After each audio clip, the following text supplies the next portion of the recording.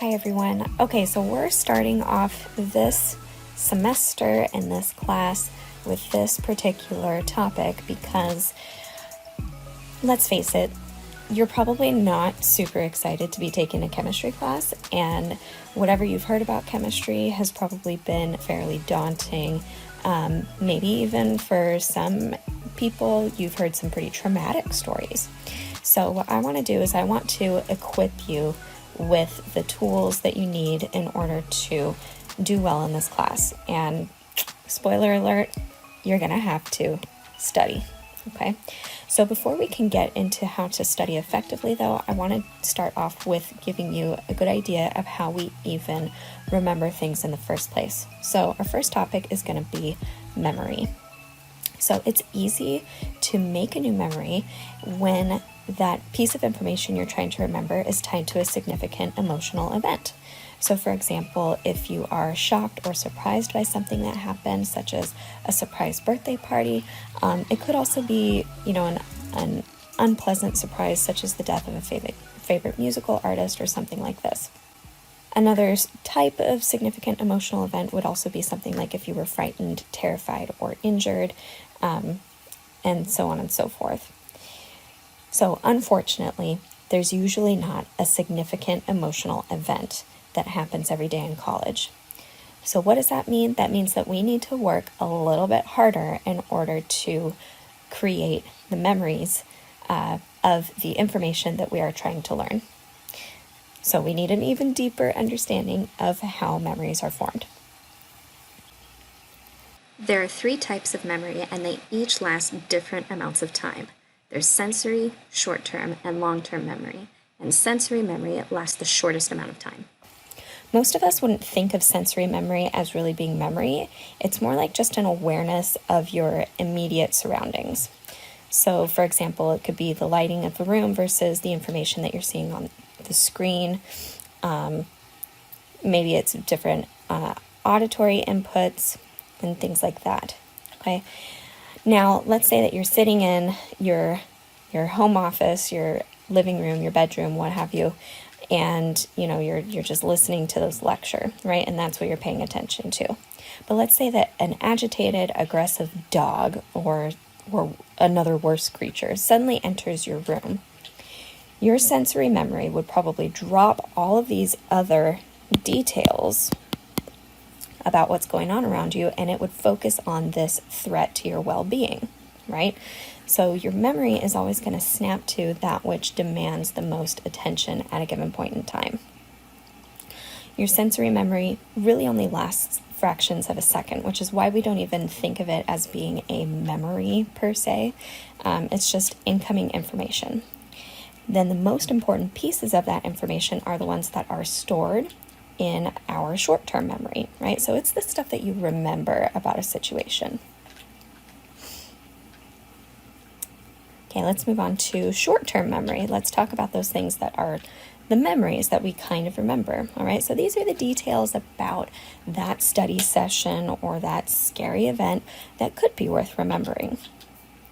Short-term memory, though, lasts up to a couple of minutes, unless you actively work to remember it. Short-term memory is pretty fragile. It can be easily forgotten if there's an interruption in you learning and remembering that piece of information that you're trying to, store in your memory. And so, say that you're at a restaurant and your server introduces themselves to you. They take your order, they walk away, and then, thanks to the crash of someone else's dinner plate on the floor, now you can't remember their name, even though it was right there. You knew what it was, and now was it Ashley or Angela? That's just an example, right? But it's pretty easy for your short-term memory consolidation process to be interrupted and for that detail you were wanting to remember to just be lost. On average, a person can remember up to 7 little things at a time, okay? You might think of these almost as memory banks. So here's a fun little exercise.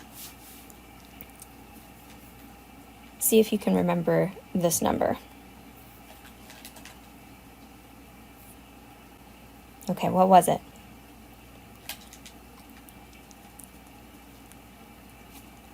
So let's go back. Good job. All right, so that number is only a 4-digit number. It's not too unreasonable to remember a 4-digit number. Let's try another one. How about this number?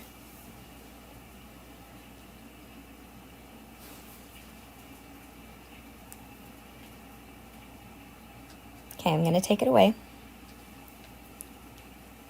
So now try to write it down.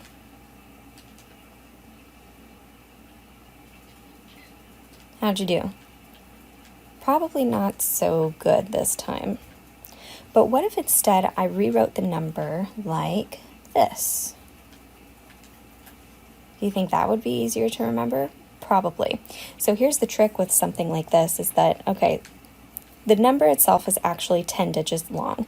53097652240. It's a 10-digit number.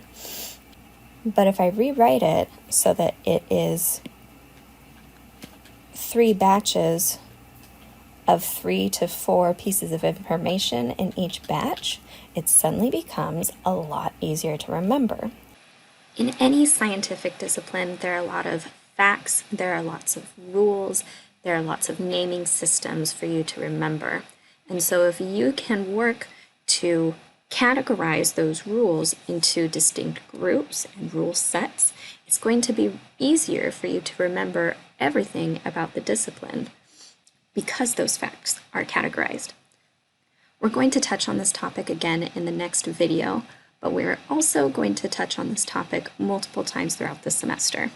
Wherever you can categorize something, do it, because it's going to help you remember that piece of information. Finally, let's talk about long-term memory.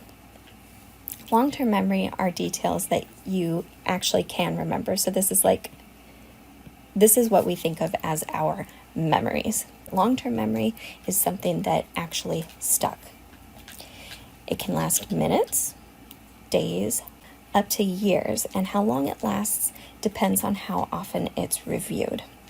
So for a memory to last and be recalled later, it must be consolidated, which means your brain has to actually make the chemicals and cells required to physically make tissue between your brain nerve cells. Okay, so it's not wrinkles in your gray matter, it's actually tissue connections. But in order for you to even consolidate that memory, it's basically you need to keep on going back to it and going back to it and going back to it. And every time you go back to it, you're strengthening that actual tissue.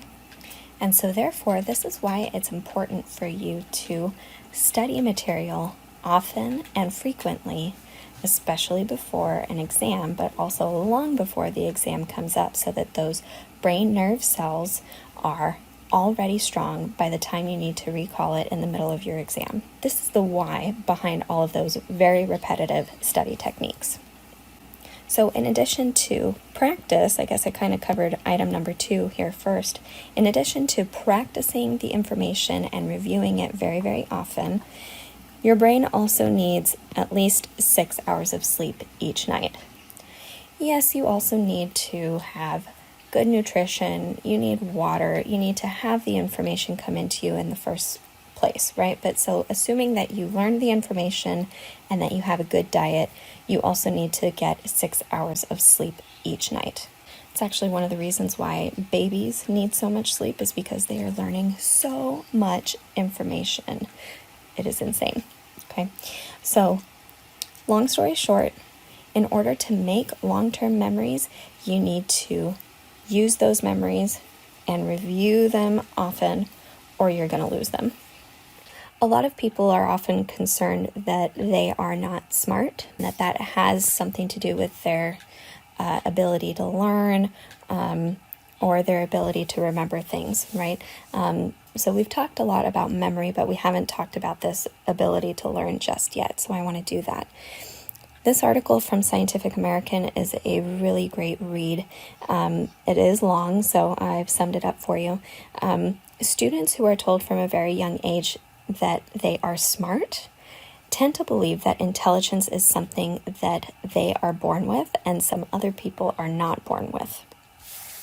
This leads to an understanding, a belief really, that they don't need to study because they're already smart. Smart people don't need to study. Studying is what you do when you're not smart.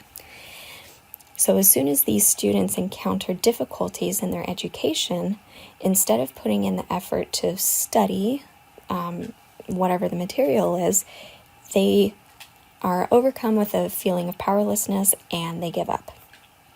Or worse, they might cheat. I have a bullet point about that a little bit further down.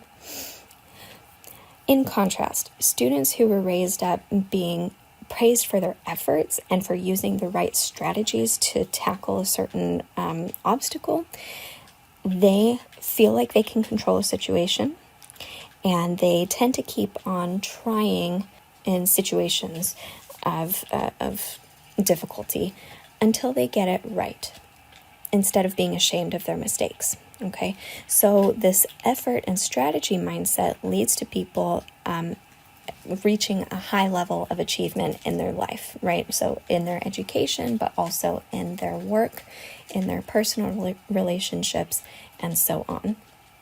The ability to learn is not just a smart versus not smart sort of situation. It's a process that you often need to struggle with, and for some folks, you may need to struggle a little bit more in some situations and not so much in other situations, but it's not just a smart, dumb dichotomy, all right? There was a response to that initial study, like I just mentioned, that the kids who are praised for being smart or not being smart are actually the ones that are more likely to cheat, oddly enough, because you only study if, they have this belief that studying is what you do when you're not smart. And so it's kind of funny that the ones that were told that they're smart are actually the ones that are not going to put in any effort. By the way, if you ever feel like you need to cheat in order to succeed anywhere, but especially in a class, then that probably means that you haven't put in enough effort to actually learn the material. And so you're not going to really deserve the grade that you're trying to earn. Okay, I know that if you are here, you are trying to earn a certain grade, right? That grade could be anywhere from a C to an A, right? But you're trying to pass this class, okay? So I urge you, if you're going to try to pass this class, please be putting in the effort to learn the material so you don't have to do something like cheat in order to pass, okay? Let's circle back to this point about effort and strategies. We're going to have a lot of active learning modules in this class, and there are going to be processes that you're going to be taught and then expected to carry out in order to solve problems, okay? And you probably are going to make mistakes along the way. But guess what? Mistakes just are problems that you need to rework and solve so that you can learn the process even better to execute it correctly next time. All right, folks, that's enough from me on this topic. I would like to finish out this PowerPoint presentation, but let's be real, you're probably not enjoying yourself quite so much. However, I know a couple of guys who have gone over the remaining information in this presentation, and they've put everything together in a much more aesthetically pleasing series of YouTube videos. So I'm going to link those here, and I'm going to put them into our Blackboard folder for this content, and those are now the required viewing for the rest of this content. All right, thanks for joining me, and I look forward to hearing about all of the study techniques that you are going to be employing as we jump into Chem 100 this semester. See you next time.